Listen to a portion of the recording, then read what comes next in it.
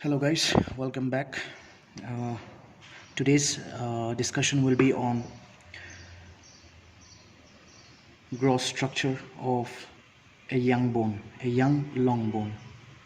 Growth structure of a young long bone. Now, इससे पहले जो हम लोगों ने लेक्चर डिस्कस किया था वो definition, functions and classification of bones पे डिस्कस किया था. तो आज हम लोग डिस्कस करेंगे growth structure of a young long bone. Now आप एक चीज़ नोट कीजिएगा. This is a young long bone, not a adult long bone. ये एक यंग लॉन्ग बोन है, तो इस पर थोड़ा ध्यान दीजिएगा. Now young long bone, a long bone is basically divided into 4 parts. It consist of an epiphysis. Epiphysis मतलब एंड्स, जो हम लोग कल भी डिस्कस कर चुके हैं हमारे प्रीवियस लेक्चर में, एंड्स. दूसरा एक डायाफाइसिस, जो कि हमारा शाफ्ट है, जिसको हम लोगों ने शाफ्ट बोला है. And third one metaphysis and the epiphyseal plate of cartilage. Epiphyseal plate of cartilage. So this are the 4 structures जो हमें एक यंग लॉन्ग बोन में दिखाई देता है. एपिफाइसिस मतलब 2 epiphysis obviously, diaphysis, metaphysis and epiphyseal plate of cartilage. Now if we draw a diagram, अगर मैं इसका एक डायग्राम बनाऊं तो let me just draw an example of a bone.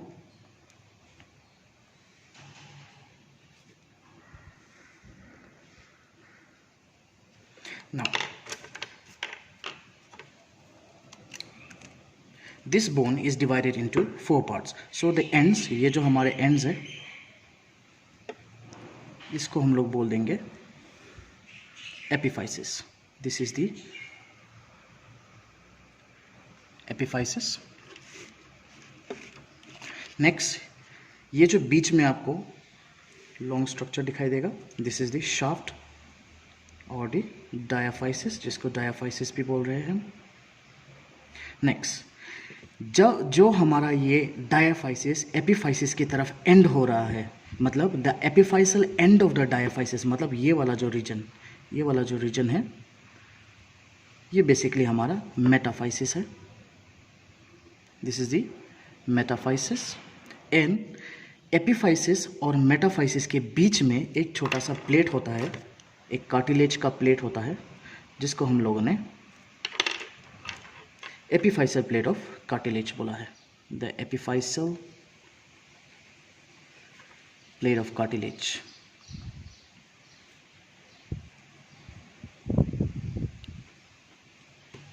So this are the 4 structures जो आपको देखने हैं.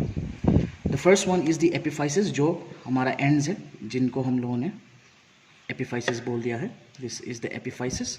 Next we have the diaphysis, जो कि ये पूरा का पूरा शाफ्ट है, इसको हम लोग डायाफाइसिस बोलते हैं.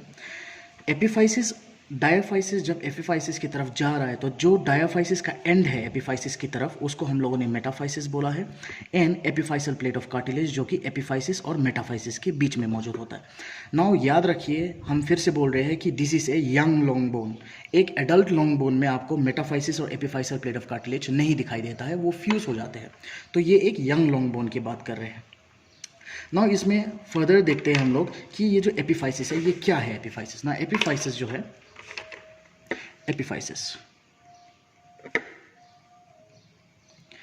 एपिफाइसिस जैसे कि हम लोग बोल ही रहे हैं कि इट इज़ दी एंड्स. ये हमारे बोन्स के एंड्स है. बोन्स के जो एंड्स है, इनको हम लोग एपिफाइसिस बोलते हैं. और ये बेसिकली डेवलप होता है, they develop from the secondary ossification centre. इस चीज़ को याद रखिएगा, secondary ossification centre. Secondary ossification centres. Now ये ऑसिफिकेशन सेंटर्स बेसिकली सेंटर्स है जहाँ पे हमारे बोन्स ऑसिफाई होते हैं. ऑसिफाई का मतलब क्या है? Turning of A cartilage into bone, मतलब एक डेवलपमेंट होना, बोन का कंप्लीटली डेवलप होना, उसको ऑसिफिकेशन बोलते हैं. तो ऑसिफिकेशन जो होते हैं ये 2 तरीके से होता है. उसके 2 सेंटर होते हैं, एक प्राइमरी ऑसिफिकेशन सेंटर है एंड दूसरा सेकेंडरी ऑसिफिकेशन सेंटर्स होते हैं. तो हमारे जितने भी एपिफाइसिस होते हैं वो सेकेंडरी ऑसिफिकेशन सेंटर से ही बनते हैं. इसको आप लोग नोट कीजिएगा। और हमारा जो शाफ्ट है डायाफाइसिस वो प्राइमरी एसिफिकेशन में बनेगा। नाउ ध्यान हम लोग सेकेंडरी पे फिलहाल देते हैं। एपिफाइसिस जो है इसको हम लोग ने एंड्स बोला, द एंड्स ये बेसिकली हेलाइन कार्टिलेज कुछ में हेलाइन कार्टिलेज से कवर होता है और ये आर्टिकुलर होता है, मतलब ये दूसरे बोन्स के साथ आर्टिकुलेट करेंगे और ये जॉइंट्स बनाने में मदद करते हैं। They develop from secondary ossification centres. ना ये जो एपिफाइसिस है ये भी अलग अलग तरीके के होते हैं। जो पहला इसका अलग तरीका है, डिवीजन है या क्लासिफिकेशन है, वो है हमारे प्रेशर एपिफाइसिस। वो है pressure epiphysis. Now what is pressure epiphysis? Pressure epiphysis जो होता है ये ऐसे टाइप के एपिफाइसिस है जो आर्टिकुलेशन में मदद करते हैं, मतलब जो जॉइंट्स बनाने में हेल्प करते हैं। और ये हमारा प्रेशर एपिफाइसिस जो है ये वेट ट्रांसमिशन में भी हेल्प करता है। सो एक पॉइंट तो ये है कि ये वेट ट्रांसमिशन, मतलब हमारे बॉडी में जो वेट ट्रांसमिट होता है उसमें ये प्रेशर एपिफाइसिस मदद करते हैं, वेट ट्रांसमिशन। और ये आर्टिकुलेशन में भी मदद करता है, मतलब ये जॉइंट्स बनाने में हेल्प करेगा। तो प्रेशर एपिफाइसिस में आपको ये चीज़ अच्छे से ध्यान देना है कि it helps in weight transmission and it is also articular in nature, मतलब ये दूसरे जॉइंट्स बनाते हैं, दूसरे बोन्स के साथ आर्टिकुलेट करके जॉइंट्स बनाते हैं। इसमें कॉमन एग्जाम्पल्स जो है, एग्जाम्पल्स है हमारे head of the humerus, head of humerus, फिर हमारे upper end of radius, upper end of radius, ये दोनों हमारे प्रेशर एपिफाइसिस का एग्जाम्पल है। सेकेंड जो एपिफाइसिस है वो एपिफाइसिस हमारा ट्रैक्शन एपिफाइसिस है। Traction epiphysis. Now what is traction epiphysis? Traction epiphysis जो है ये ना तो वेट ट्रांसमिशन में मदद करता है ना ही ये आर्टिकुलर होता है। सो इसमें आपको ध्यान देना है कि no weight transmission, no weight transmission and no articulation. ये आर्टिकुलेशन में भी हेल्प नहीं करता है। इसका मेन फंक्शन क्या है? इसका मेन फंक्शन है ये मसल्स या फिर टेंडेंस को अटैचमेंट होने के लिए सरफेस प्रोवाइड करता है। Provides surface, it provides surface for attachment, it provides surface for attachment of tendons, for attachment of tendons, for attachment of tendons, tendons हो या लिगामेंट्स हो, उन सब के लिए ये सरफेस प्रोवाइड करता है। तो इसका जो बेसिक एग्जांपल है हमारे फीमर में आपने पढ़ा होगा trochanters, trochanters of femur, and humerus में भी आपने पढ़े होंगे ट्यूबरकल्स, ट्यूबरकल्स ऑफ ह्यूमरस। ये दो हमारे जो एग्जांपल है ये हमारे ट्रैक्शन एपिफाइसिस में मदद करते हैं। तो आपको ये दोनों में खास इंपॉर्टेंस डिफ्रेंसिएशन दिखाई दे रहा है। प्रेशर एपिफाइसिस जो है वो वेट ट्रांसमिशन में मदद करता है, मतलब हमारे बॉडी में वेट को ट्रांसमिट करेगा, और ये आर्टिकुलेशन भी होता है, जॉइंट्स बनाने में हेल्प करता है। एग्जाम्पल है head of humerus and upper end of radius. और ट्रैक्शन एपिफाइसिस जो है वो ना तो वेट ट्रांसमिशन में हेल्प करता है और ना ही आर्टिकुलेशन में। उसका मेन फंक्शन क्या है? ये सिर्फ टेंडेंस या फिर लिगामेंट्स को अटैचमेंट होने के लिए एक सरफेस प्रोवाइड करता है। एग्जाम्पल क्या है? The trochanters of femur and tubercles of humerus. ये दो हो गए हमारे एपिफाइसिस के टाइप। जो इसका तीसरा टाइप है वो है atavistic, atavistic epiphysis.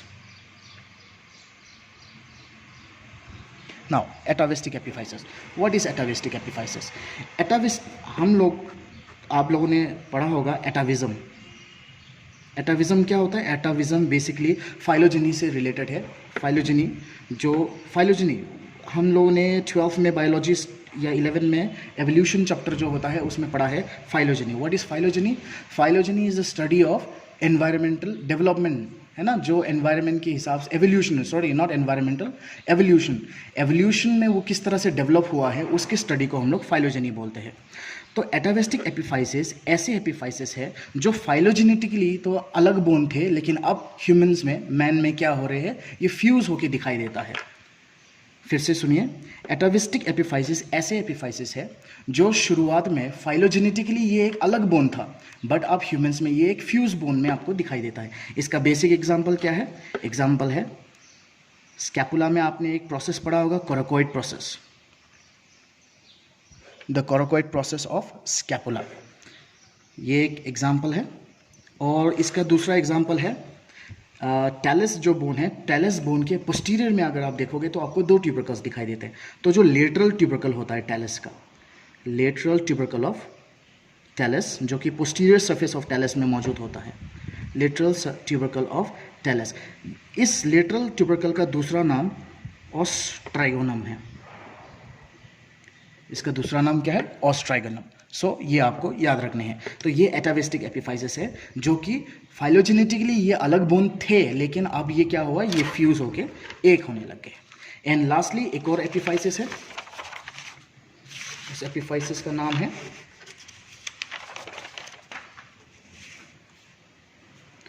Aberrant epiphysis. वो है हमारा aberrant epiphysis. Now what is aberrant epiphysis? ये प्रेजेंट होता है head of the first metacarpal में, head of the first metacarpal, head of first metacarpal and base of other metacarpals. बाकी के जो मेटाकार्पल्स है उनके बेस में आपको दिखाई देता है, बेस ऑफ अदर मेटाकार्पल्स। तो ये चार अलग अलग तरीके के हमारे पास एपिफाइसिस मौजूद है। तो एपिफाइसिस जो है वो एंड्स होते हैं, they develop from secondary ossification centre. इसमें अलग अलग सब टाइप्स होते हैं। पहला है प्रेशर एपिफाइसिस जो कि वेट ट्रांसमिशन में मदद कर रहा है और आर्टिकुलेशन होता है। इसका basic example head of the humerus and upper end of the radius है। Next it is the traction epiphysis. Traction epiphysis जो है वो ना तो वेट ट्रांसमिशन में हेल्प करेगा और ना आर्टिकुलेशन में मदद करेगा। इसका मेन फंक्शन जो है ये टेंडन्स और लिगामेंट्स को अटैचमेंट प्रोवाइड करता है। It provides surface for attachment of tendons and ligaments. तीसरा इसका जो एग्जांपल है वो है trochanters of femur and tubercle of humerus. तीसरा जो है वो है एटाविस्टिक एपिफाइसिस, मतलब फाइलोजेनेटिकली ये एक अलग बोन थे लेकिन अब ये एक ही बोन में फ्यूज होके आते हैं।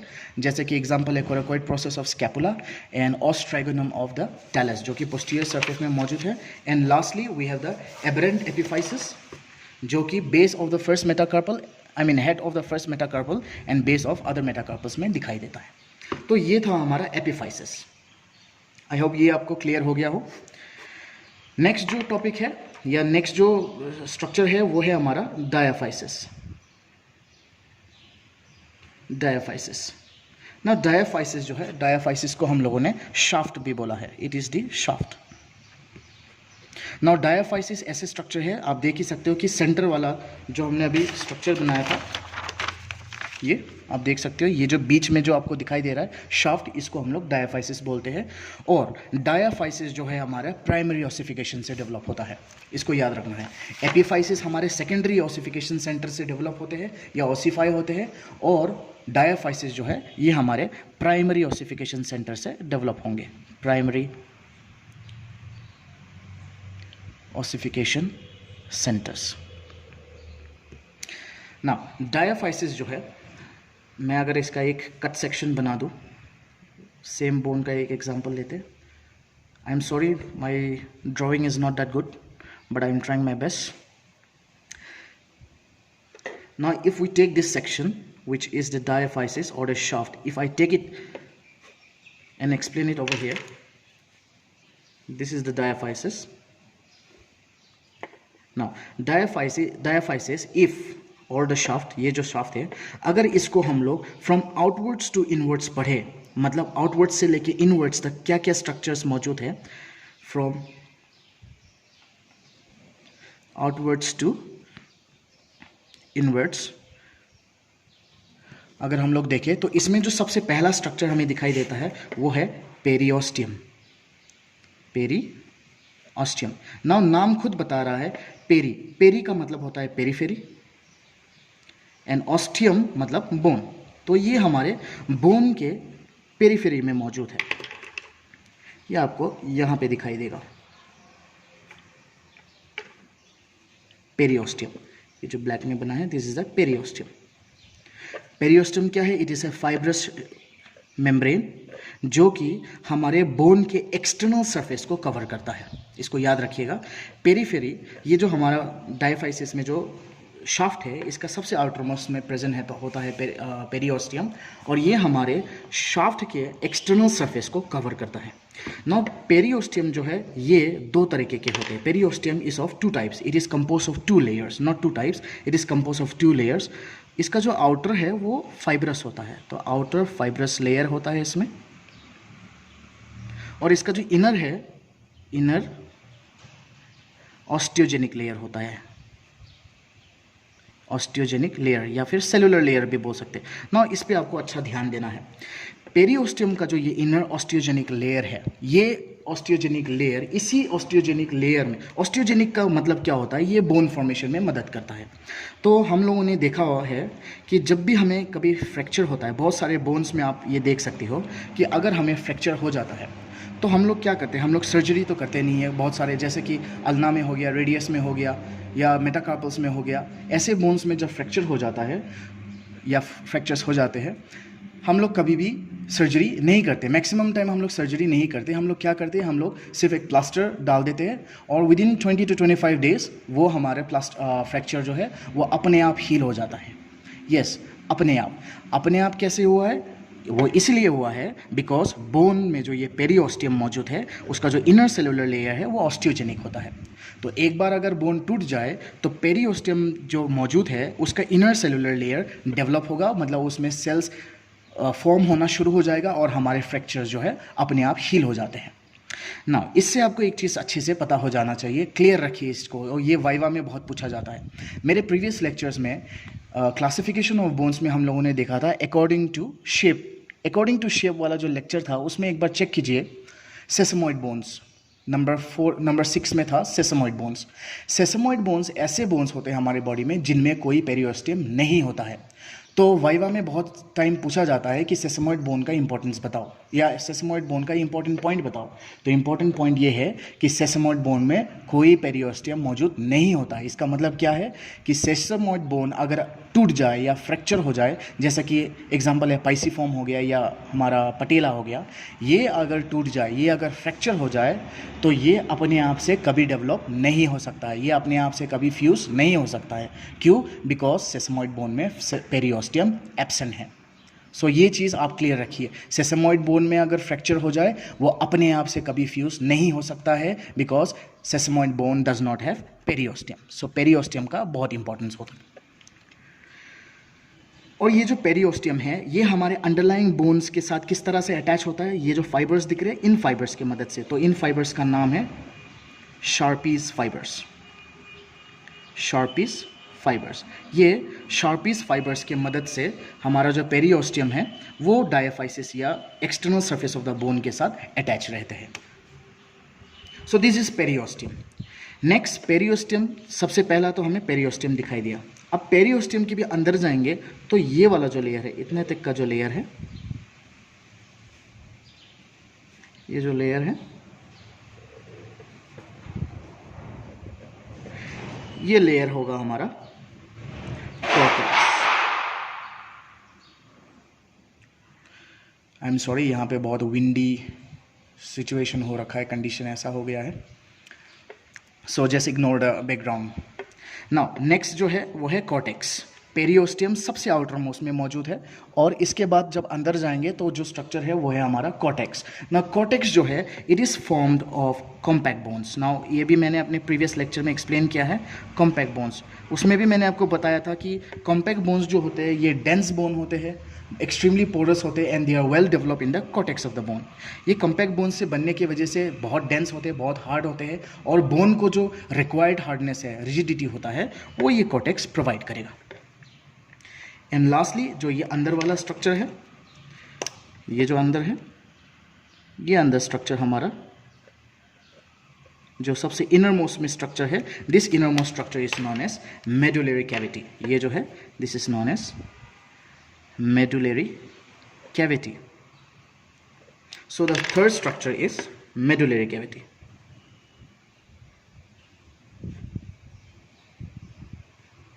Now medullary cavity क्यों important है? Because medullary cavity ये क्या होते हैं, ये जितने भी inner cell lining होता है इसमें endosteum होता है. What is endosteum?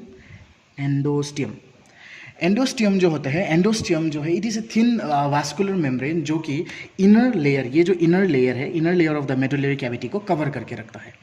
Now medullary cavity इसलिए इंपॉर्टेंट है बिकॉज हमारे जो ब्लड के जो सेल्स होते हैं, आरबीसीज हो गया, डब्ल्यूबीसीज हो गया, प्लेटलेट्स हो गए, ये सारे हमारे इस मेडुलरी कैविटी में फॉर्म होते हैं। तो मेडुलरी कैविटी में बोन मैरो मौजूद है। Medullary cavity consist of bone marrow, और यहाँ पे हमारे ब्लड सेल्स मैन्युफैक्चर होते हैं। The blood cells are manufactured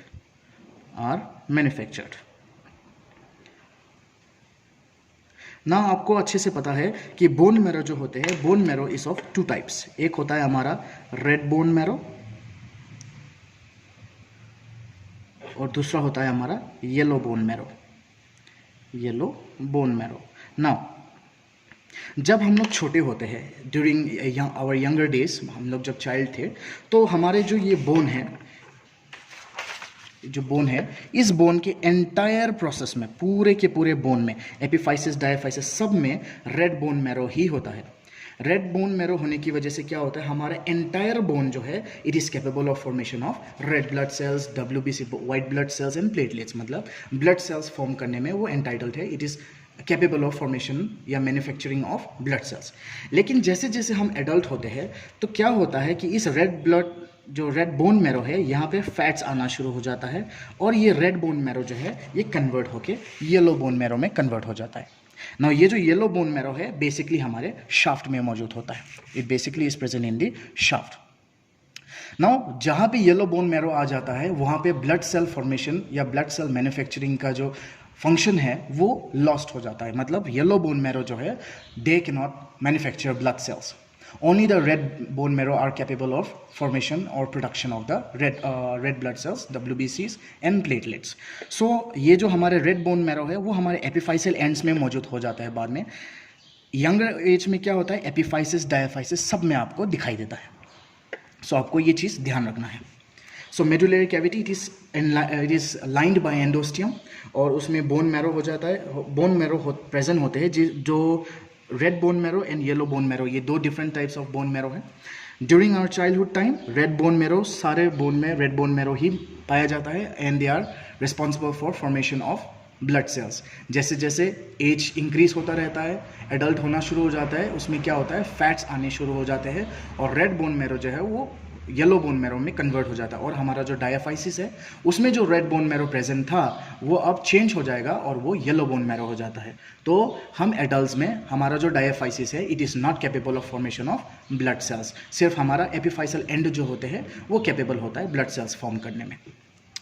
तो शाफ्ट में फ्रॉम आउटवर्ड्स टू इनवर्ड्स अगर हम लोग जाते हैं तो सबसे पहला स्ट्रक्चर जो हमें दिखाई देगा वो है पेरियोस्टियम, उसके बाद cortex and then the medullary cavity. I hope this is clear. अब आ जाता है, अब बचता है next, that is metaphysis. Now what is metaphysis?